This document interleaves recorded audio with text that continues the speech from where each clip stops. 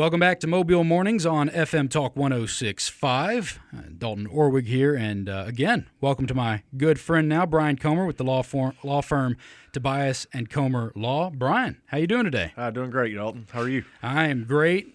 We've made it. It's hot outside.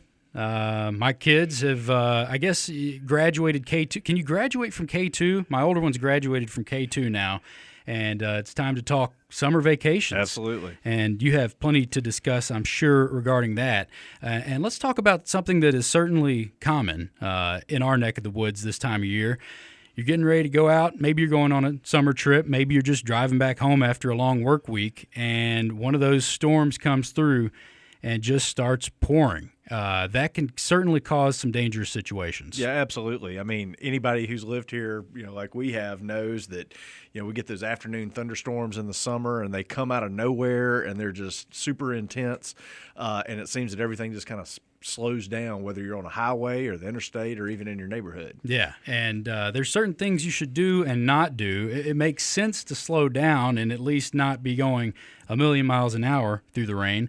Heck, it's hard not to when everyone else slows down around you. But you brought up something interesting when we were talking earlier, the hazard lights. It's like everyone throws on their hazard lights now. It's the new cool thing to do. Yeah, it's strange. I mean, I remember it seemed like a long time ago people would rarely do it, and only if it was really dark from the storm. But, man, we were on a recent trip and came into a storm, and we started seeing that people had their hazards on, and you absolutely don't turn your hazards on ever unless you're in a wreck or you're pulled off on the side of the road. But if you're just driving down the interstate, for instance, don't turn your hazards on. Make sure your lights are on. You absolutely want to slow down because you have a responsibility not to outdrive what you can see. You don't want to, if you hit some kind of a puddle that develops or something, pocket on the road, you can hydroplane. So definitely slow down. Make sure your lights are on. Make sure everybody's belted. But please don't turn your hazards on. Yeah, and I've noticed that too. It's like I guess you could call it a new trend where everyone throws the hazard lights on, and I've seen it even when it's not raining. I always think, for some reason in my mind, I say, well, that person's on the way to the hospital. They're having a baby right now. That's why they have the hazard lights on. But it's impossible when you get into a storm and there's, every single car around you has them on. Is there any real reason beyond just it's kind of a selfish thing to do to have it on when you're not in an emergency?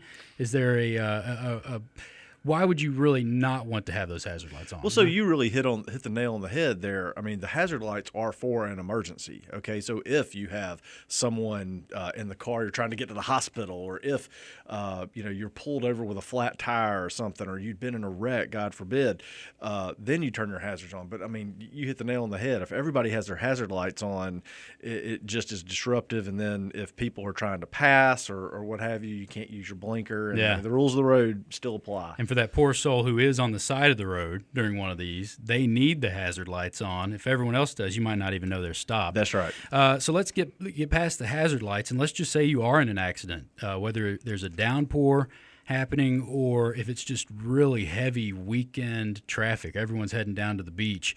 If you get in a wreck on a busy road, say I-10 or 65, what's the next step? Well, obviously, the first thing is you want to stop, okay? You always you definitely don't want to leave the scene, but stop. If you've caused the wreck, make sure that the other person's okay.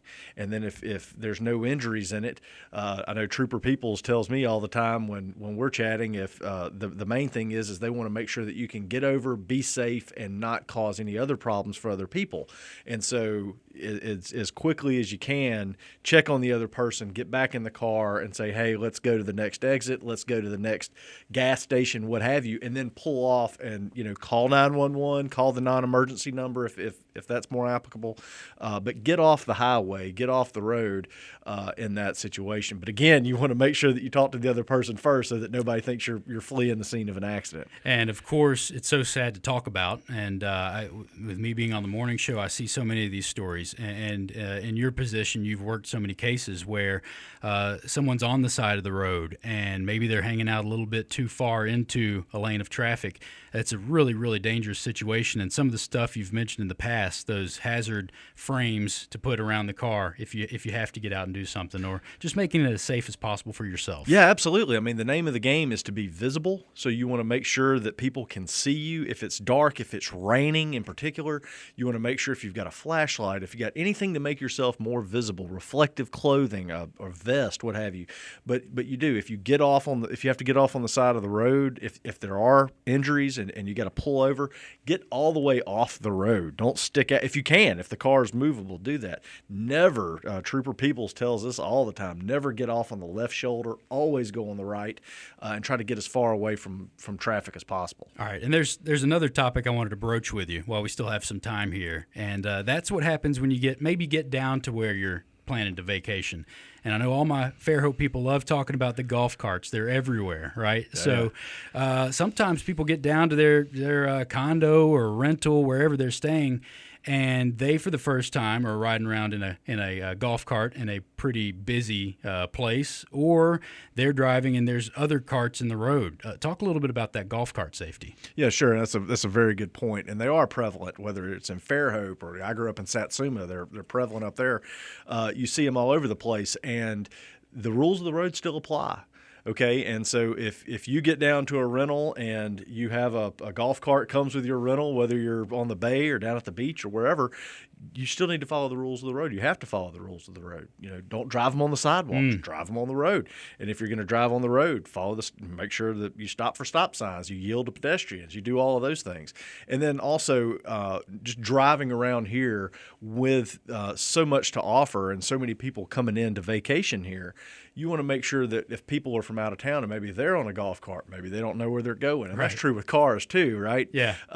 But you just want to always drive defensively, I think, and just make it a point to just be cognizant of your surroundings, look out for the other person, always look twice, and just try to take your time and be careful. That's such a good line, especially when you're on vacation. You don't want anything to ruin that. Drive defensively and just make sure you're following the rules of the road, and be prepared if anyone else isn't. So if this all sounds familiar, we're talking with Bryan Comer with the Tobias and Comer Law Firm. If someone has had something happen to them that sounds similar to what we've been discussing here, or another personal injury case, they want to know if maybe they have a case, how can they give you a call? Sure. They can reach out to us. Our number's 251-432-5001. You can also find us on the web, tobiascomerlaw.com. And we've got all kinds of information on our website. We've got links to some videos explaining some of these things, and there's never a fee if you've been involved in a serious incident. There's never a fee to consult with us to see if there's something we can help you with. I love it, man. You and Desi, you're local. You guys have been here in Mobile for a long time and serving the entire area around us, and I always appreciate when you guys are able to come in. So thanks again for coming in this morning. Thanks for having me, Dalton. All right, Bryan Comer, Tobias and Comer Law Firm. He gave you that information there, and we'll be